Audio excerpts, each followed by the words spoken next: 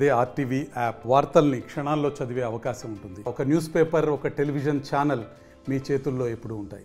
MLC Kalvakuntla కవితను అరెస్టుకు సంబంధించి తీవ్రంగా ఖండిస్తుంది బీఆర్ఎస్ పార్టీ. రాష్ట్ర వ్యాప్తంగా ఆందోళనకు పిలిపించింది. మనతో మాట్లాడడానికి నిజామాబాద్ జెడ్పీ చైర్పర్సన్ దాదన గారి విట్టన్నారు వారు. సార్ చెప్పండి, ముఖ్యంగా కల్వకుంట్ల కవితను అరెస్ట్ను మీరు ఎలా చూస్తున్నారు? ఈ అరెస్టును మేము తీవ్రంగా ఖండిస్తూ ఉన్నాం. ఇది మోడీ గారి రాజకీయ కక్ష. మోడీ వచ్చింది, ఈడీ వచ్చింది నినాదానికి ఆయన కట్టుబడి ఉన్నాడు. మోడీ రాగానే ఈడీ వచ్చింది. ఏదైతే సిబిఐ ఉందో, ఈడీ ఉందో, కేంద్ర ప్రభుత్వ సంస్థలను తన జేబు సంస్థలుగా పెట్టుకొని అక్రమ అరెస్టులు చేస్తూ ఉన్నారు. మరి అరెస్ట్ చేసేది ఉంటే చట్టపరంగా సంవత్సరంన్నర కింద ఎంక్వైరీ చేసినప్పుడు అరెస్ట్ చేయాలి.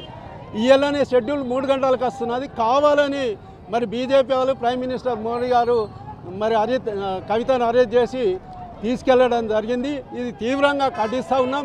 మరి అరెస్ట్ చేసినప్పుడు ఏం ఆస్తులు ఉన్నాయంటే 16 సెల్ ఫోన్లు అని చెప్తా ఉన్నారు. సెల్ ఫోన్లు మామూలు వ్యక్తికి 5-6 ఉంటాయి.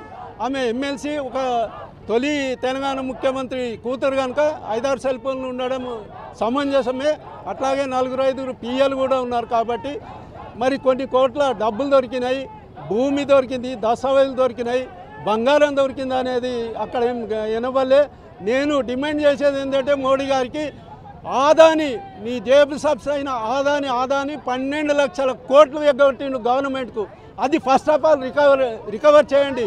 కవితను బేషరతుగా విడుదల చేయండి, లేకుంటే ఈ ఉద్యమము ఉధృతం చేస్తామని సందర్భంగా తెలియజేస్తాను. మీరు చెప్పండి, ఎమ్మెల్సీ కల్వకుంట్ల కవితను అరెస్టును మీరు ఎలా పరిగణిస్తారు? తప్పకుండా ఇది ఒక ఉద్దేశపూర్వకంగా అరెస్టులకు పూనుకున్నటువంటి మోడీ ప్రభుత్వం మేము తీవ్రంగా వ్యతిరేకిస్తున్నాము. ఎందుకనంటే అసెంబ్లీ ఎలక్షన్ లోపల ఎలాంటిది కూడా లబ్ధి పొందలేదు.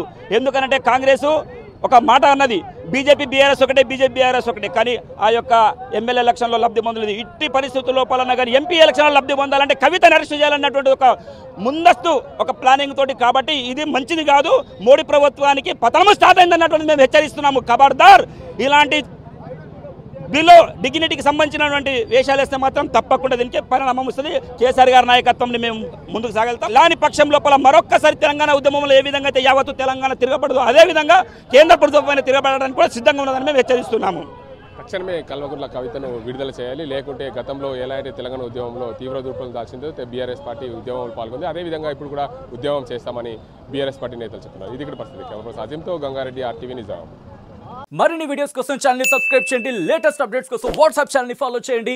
అండ్ లింక్ డిస్క్రిప్షన్ లో ఉంది.